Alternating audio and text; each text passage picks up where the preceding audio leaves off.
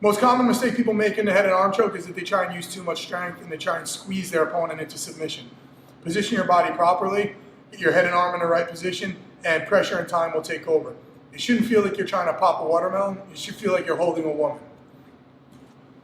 When I'm here, if I start to squeeze Sean, a lot of times what happens is my whole body gets rigid. And when people do that, their head comes off the mat. If my head comes off the mat and Sean drives north, he may free his arm here.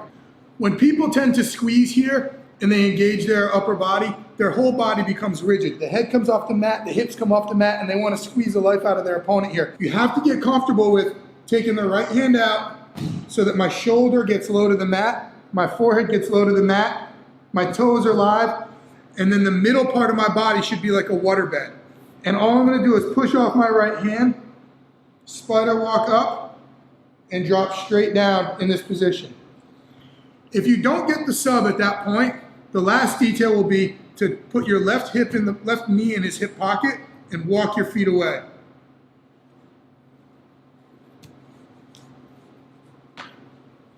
Second common mistake here is that the person applying the choke throws their butt in the air. They think that as their ass goes in the air, they're driving weight down through their head into their opponent's shoulder to make the choke. But in reality, what you're doing is you're giving your buddy here a whole bunch of space with which to go back to another guard.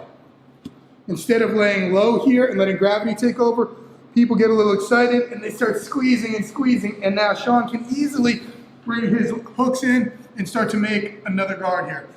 Now I'm stuck in a spot where my arm's around his neck.